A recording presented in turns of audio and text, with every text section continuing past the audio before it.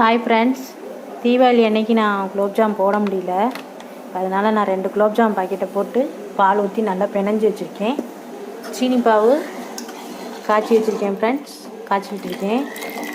Food கலருக்காக நான் குங்குமப்பூ இருந்ததுனால 2 பிஞ்ச் குங்குமப்பூ கலந்துருக்கேன், ஏலக்காய் தட்டி போட்டிருக்கேன்.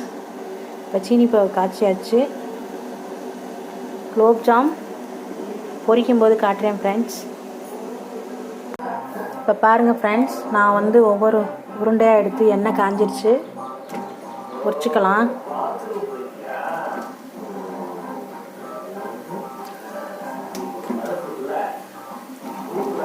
பொரிச்சிட்டு சீனி பாவில் போடும்போது காட்டுறேன் ஃப்ரெண்ட்ஸ்.